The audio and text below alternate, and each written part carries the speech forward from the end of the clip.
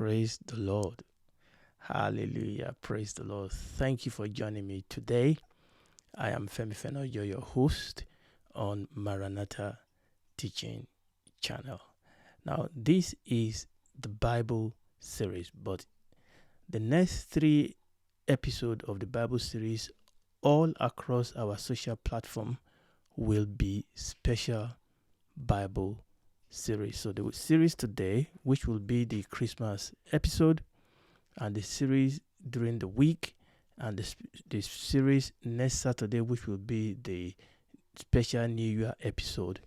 These 3 episodes will be special Bible series episode, and in the new year, by the grace of God, we will return to our normal Bible series. So before I start teaching today, let us pray. Our Father and our God, we thank you once again for bringing us together tonight in this special Christmas the Bible series. Lord, we pray you will send your word, that you will feed our soul. In Jesus' name we pray.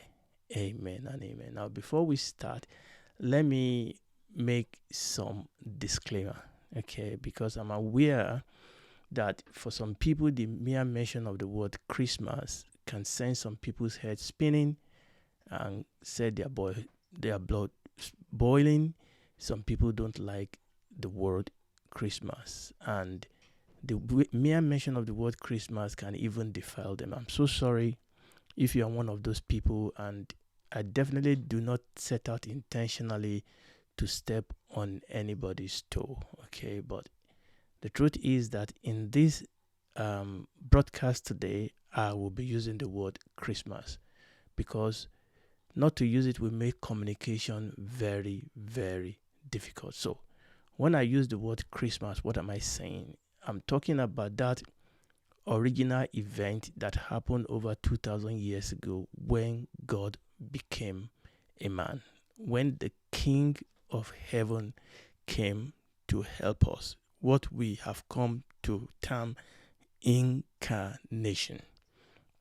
So when I use the word Christmas, I'm not talking about anything else but that event, that first Christmas, as it were, that time when the Lord Jesus Christ was born. Irrespective of our disagreement as to the time and the season or the date and the period in which he was born, irrespective of our school of thought as to the etymology of the word of Christmas. And in other teaching that I have on Maranatha Teaching Channel or YouTube, I have dealt with such type of question, and I will talk about more of that later. Now, if you disagree with me with respect to my use of the word Christmas, I hope we can agree to disagree on this point, and we can still benefit from this message. So this broadcast that I am recording now, I'm pre-recording it, will be broadcast by the grace of God on the 24th of December 2022, which will be Christmas Eve. That means that the day after will be Christmas. Again, that is the day that we remember. That is the day that we celebrate the birth of our Lord Jesus Christ, the birth of the Messiah, the birth of the Savior of the world, and all the implication and application that his birth brings and demands. So this year, the Christmas celebration happened to fall on a Sunday. So permit me to say Merry Christmas. So quite expectantly, today's special episode of Bible series will be in the spirit of the season. And really, that actually ties into our Bible, story, our Bible series episode. Indeed, the birth, the life, the death, the resurrection, and the glorification of our Lord Jesus Christ is the climax of the story of the whole Bible. But before we move on today, by the grace of God, we are going to take some reading. Like I've alluded to, the title of the teaching today is The King of Heaven Came to Save Us. So let's read some key scripture that will key us into the message that we have today. We are going to read a couple of them. Initially, and most importantly, all of them from the book of Genesis. Genesis chapter 1, verses 26 to 27. And God said, let us make man in our image, after our likeness, and let them have dominion over the fish of the sea, over the fowl of the air, and over the cattle, and over the earth, and over every creeping thing that creepeth upon the earth. So God created man in his own image. In the image of God created he him, male and female created he them. Genesis chapter 2, so we've read chapter 1. Let's read chapter 2, verses 16 and 17. And the Lord commanded the man, saying, of every tree of the garden thou mayest freely eat, but of the tree of the knowledge of good and evil thou shalt not eat of it, for in the day that thou eatest thereof thou shalt surely die. Now, let us go then to Genesis chapter 3, and we're going to read verses 6 and 7. And when the woman saw that the tree was good for food, and that it was pleasant to the eyes, and a tree to be desired to make one wise, she took of the fruit thereof, and did eat, and gave also unto her husband with her, and he did eat. And the eyes of them both were open, and they knew that they were naked, and they sewed fig leaves together, and made themselves aprons. And let's read verses 15 and 21 of that same chapter 3. We're still going to read a couple of verses in chapter 3. So chapter 3, verse 15, and I will put enmity between thee and the woman, and between thy seed and her seed. It will bruise your head, and thou shalt bruise his heel. Verse 21, unto Adam also and to his wife did the Lord make coats of skins and clothe them. Finally, let us read verses 22 to 24 of Genesis chapter 3. And the Lord God said, behold, the man is become as one of us to know good and evil. And now lest he put forth his hand and take also of the tree of life and eat and live forever.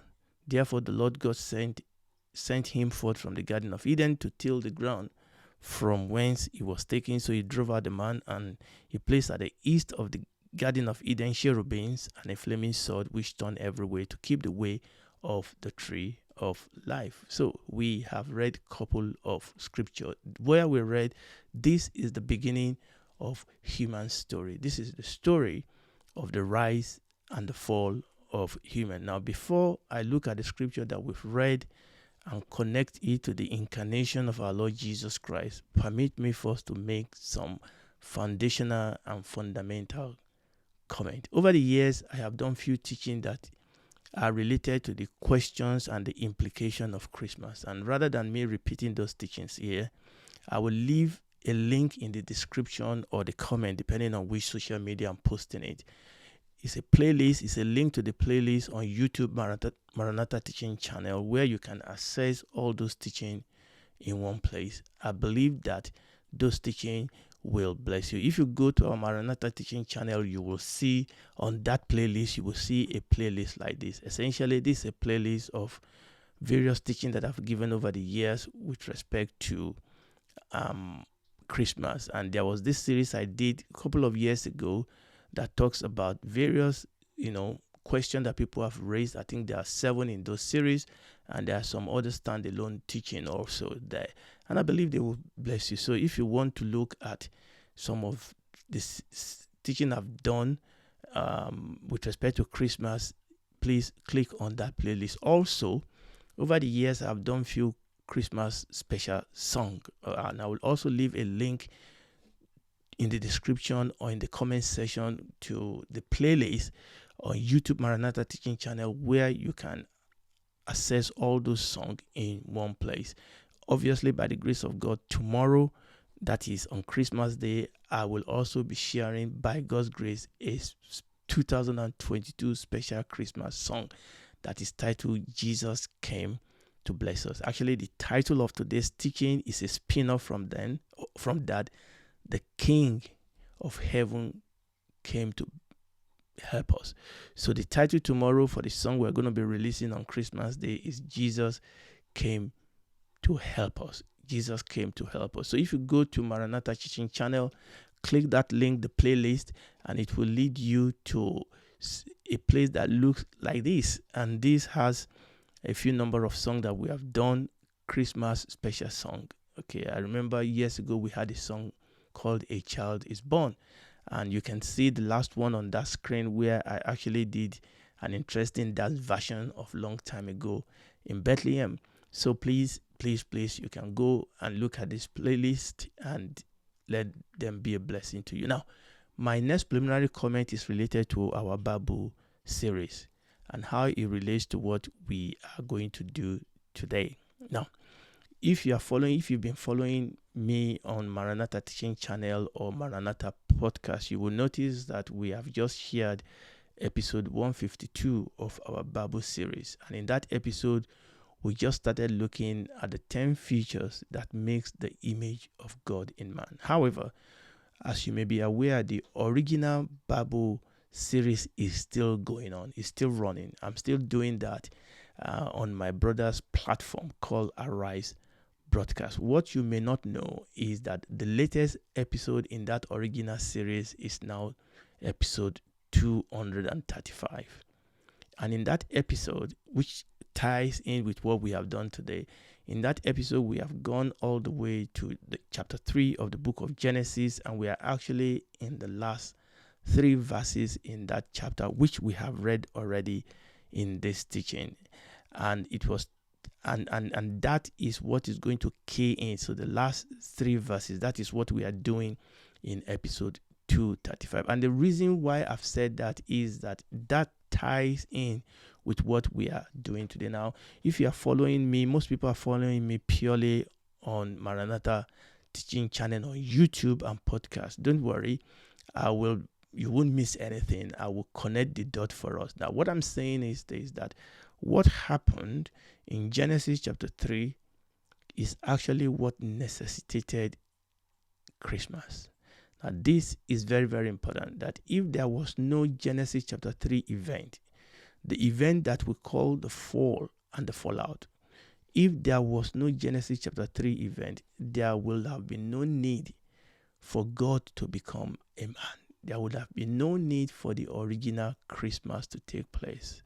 And what then made Christmas happen is the love and the mercy of God. So what I'm saying is that the message of Christmas actually can only be understood against the background of the message of the beginning, particularly of the event that happened in Genesis chapter 3. So for us to understand Christmas, we need to understand Genesis chapter 3 or Genesis chapter 1 to 3. Genesis chapter 3 is where we have the story of the fall and the fallout that happened from then on. But Genesis chapter 1 and chapter 2 give us the story of creation and lay the foundation for us to understand what then happened in Genesis chapter 3. Now, in our reading earlier, we have read few verses from each one of these 3 first chapter of the book of Genesis, and it summarizes for us important event that took place in each one of these 3 verses. So let's go back to our reading in the book of Genesis that we've just done. Remember, as we go through these verses again, albeit very, very quickly. Understand that it is to help us to understand what happened in that first Christmas and to help us to understand the need while the King of Heaven came to help us. You know, it's interesting that I've seen ideologies, I've seen religion, I've seen group of people take up arm and challenge the revelation of God becoming a man.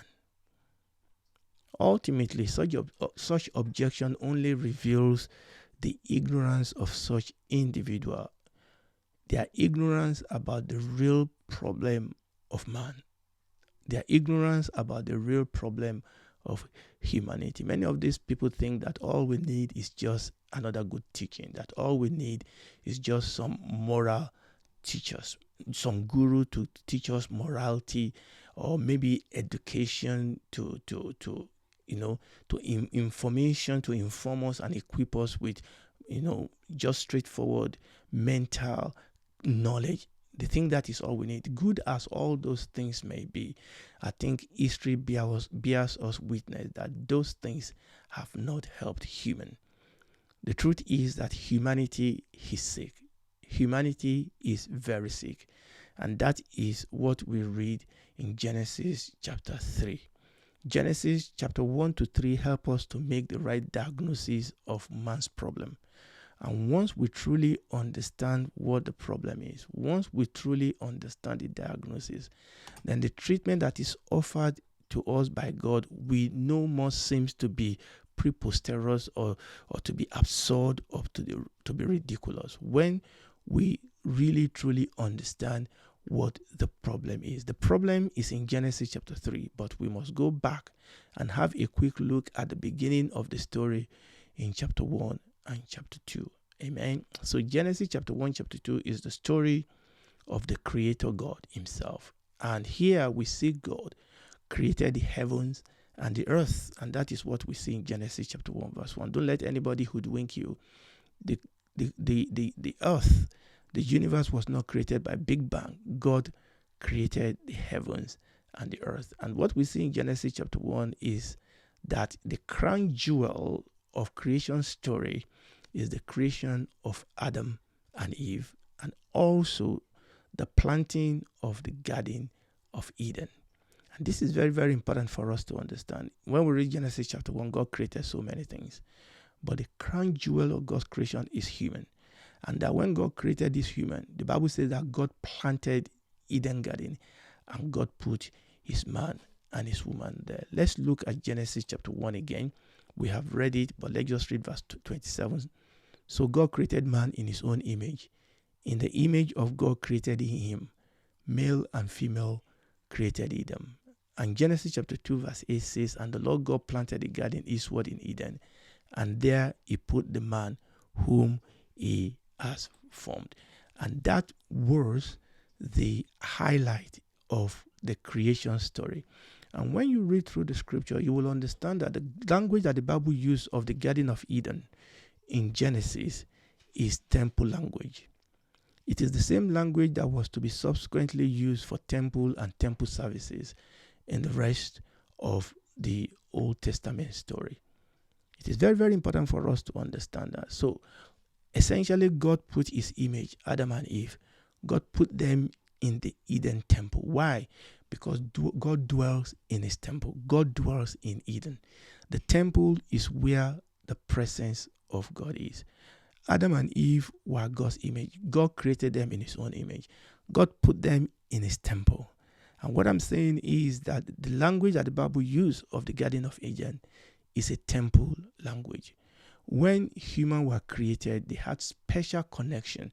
They had special relationship with God. They represented God on earth. They were God's image, serving and worshiping in God's temple. So the story of Genesis chapter 1 is that of God, human, temple, worship, covenant, and kingdom. Now, in the series that we are taking, we will go deep, more in depth with this concept. So the story of Genesis chapter 1 is the story of God, of human, temple, worship, covenant, and kingdom. And all was well in paradise until human rebelled against God. When we go to Genesis chapter 2, we saw that in the Eden garden, in the Eden temple, in the Eden kingdom, there were two trees. There was the tree of life, which represents submission and dependence on God as the source of life, through communion and fellowship. And that is what the tree of life represents. And there was the tree of the knowledge of good and evil, which represents rebellion against the lordship and leadership of God and becoming one who's God and rule and maker. Let's read that in the book of Genesis again, chapter 2, verses 16 to 17. And the Lord God commanded the man, saying, of every tree of the garden thou mayest freely eat, but of the tree of the knowledge of good and evil thou shalt not eat of it, for in the day that thou eatest thereof, thou shalt surely die. So there was those two trees there, and then we read the story of the talking serpent. No, it was not just the story of an animal, it was the story of Satan. Satan came into the garden and he deceived Eve, and Eve ate of the fruit of the tree of the knowledge of good and evil that God has commanded them not to eat. And she gave to her husband to also eat with her. And from that point onward, humans' connection and their special place that they have with God was ruptured. They broke the covenant that God has with them. And human will eventually be driven out of God's Eden temple. They'll be driven out of God's kingdom. Humans sinned and they died. And they keep on dying. And they will eventually physically die. But when you read those stories, and again, like I said in our series, we throw more light on this. When you read those stories in Genesis chapter 3 and the attending judgment that God passed upon Adam and Eve, what is surprising is that God, while passing those judgments upon human, showed them great mercy. And this is what will connect us to the story of Christmas. God showed them great mercy over and over and over again. Even though God had to judge them because God is a just God. In judgment, we saw manifestation over and over again of the mercy of God. I'm going to look at two of those in particular. First, we saw that God sowed leaf. First, we saw that when humans sinned, they sewed leaf together to cover their nakedness, isn't it? But God then came along and God covered them with animal skin. Let's read that in Genesis chapter 3 verse 7. Genesis chapter 3 verse 7 is what happened immediately after Adam and Eve ate of the fruit of the tree of the knowledge of good and evil. Verse 7 says, the eyes of them both were opened, and they knew that they were naked, and they sewed fig leaves together and made themselves apron. But how much will leaves cover, and how long will leaf cover their nakedness? But we saw in verse 21 that God unto Adam also and to his wife did the Lord God make coats of skin and clothed them. I'm talking about the mercy of God here. Even after passing all those judgments upon them, God clothed them properly. God clothed them with a coat of skin. Now that is very, very important. Number one, the leaves that Adam and Eve tried to cover themselves cannot cover their nakedness. But God covered them with coat of skin. And there is an implication there. For God to cover them with skins, God must have killed some animals. We don't know how many animals, and we don't know which animal God killed to get the skin to clothe Adam and Eve. But there must have been a sacrifice, as it were, of some animal for Adam and Eve to be clothed with skin. And that is a picture of what was going to happen eventually in the person of the Messiah himself.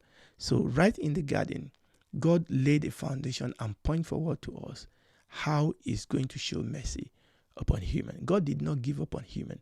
God did not, totally disregard them or totally cut his connection to them. God still showed them mercy.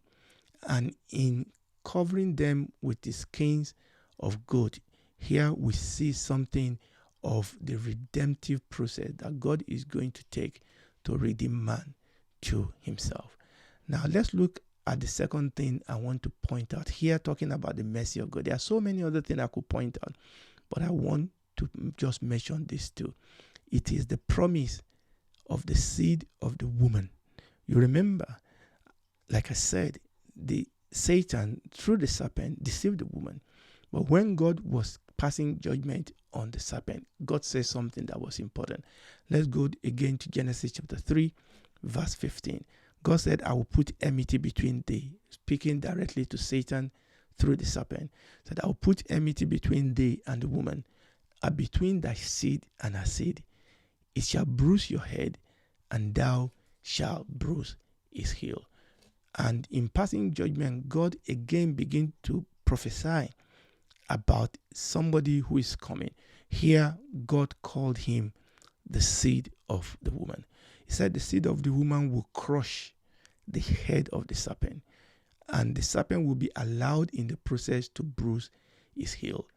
And that seed of the woman, as we follow through the revelation of God throughout the Old Testament to the New Testament, we see that that seed of the woman is the Lord Jesus Christ, the Messiah, the one that we are celebrating his birth in a day like tomorrow, on the 25th of December. Remember, like I said earlier, it's not about, it's not about debating about whether it was 25th of December or October or April that he was born. It was the fact that he was born.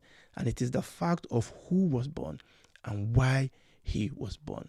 Okay, so the first Christmas was actually a fulfillment of what God said here in Genesis chapter 3, verse 15, that there is coming the seed of the woman. Let us read Galatians chapter 4, verse 4, and we read Hebrews chapter 2, verse 14.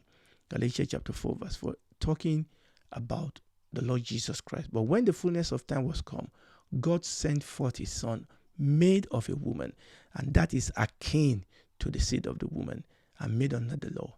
Hebrews chapter 2, verse 14. For as much then as children are partakers of what? Flesh and blood, he also himself likewise took part of the same, that through death he might what? Destroy. The word destroy is important. Him that have the power of death, that is the devil.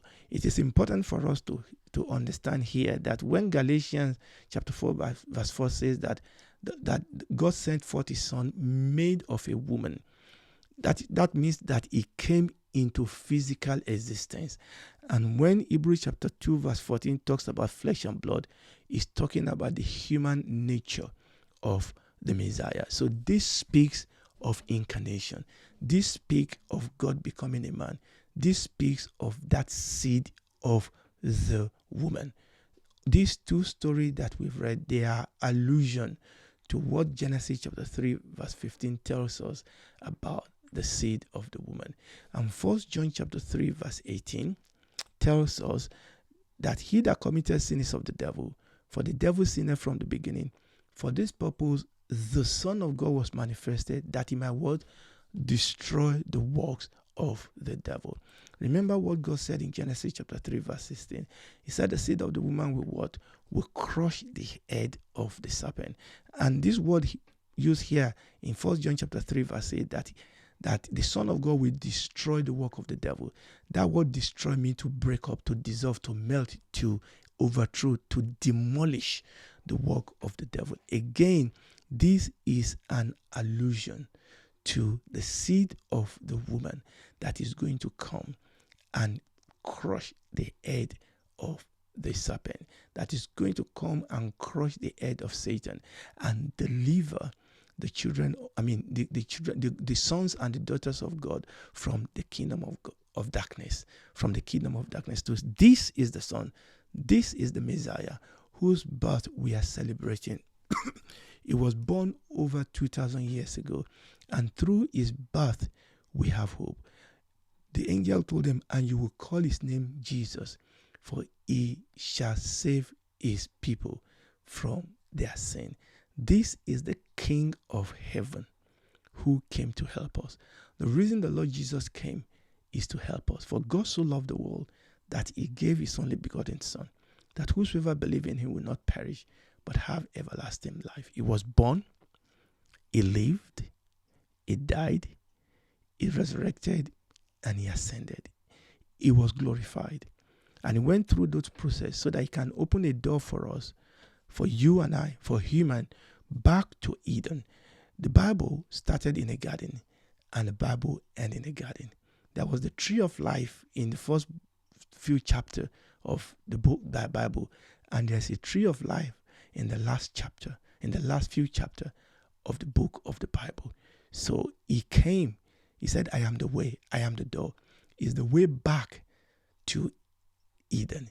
Is the way back for us to restore that covenant, that connection, that relationship that was broken in the Garden of Eden, so that once again we can be connected with God, we can have life. He said, I have come that they might have life and have it more abundantly. So I want to say happy Christmas. This is the reason why we say Merry Christmas. It's because of the reality and the implication of what takes place in this day. And if you are listening to me and you are not yet born again, I want you to know that there's no other name given among men whereby we might be saved. This is the name that God has given us so that we can be restored. Here is God, Emmanuel, God among us. Here is God himself that has come to help us. The King himself came. He came from heaven. He emptied himself so that he can help you and I. And today he's calling you to give your life to him, to invite him. First of all, you have to understand that you cannot help yourself. Just like Adam and Eve could not help themselves. Leaves cannot cover your nakedness. Academics cannot cover your nakedness. Good as academics is, ordinary teaching cannot help us. Just like the leaves that Adam and Eve saw cannot cover their nakedness. But God himself knows what it takes to pay for our sin, and he has come himself to help us. And we would do well to accept his help. Admit that we are sinners. Admit that we cannot help ourselves. Come to him for help. Invite him to be the Lord of our life. He will come in. He will change something from the inside of us. We will become his son and daughters. And he will walk the rest of this life with us. And when this is all over, we spend eternity with him in the new heaven and the new earth. Do it today. Our Father, we thank you so much for the mercy you have shown us and the love you have shown us for the Lord Jesus Christ to come and die for us. Thank you so much. And for as many as are listening to me and they are not born again, they have not received this gift, Father, I pray you will make it clear your love, your mercy, so that they will receive this love. As many of us as are saved, Lord, help us to experience, Father God, the blessing of Christmas. Thank you, Father. In Jesus' name we pray. Amen. Once again, Merry Christmas. Thank you for joining me today. Remember what I said, that the next 3 episodes will be special episode. Today being the first one. Join me during the week, and also on Saturday, New Year Eve, we'll bring another special episode. Thank you so much. Have a wonderful celebration. Shalom. Bye.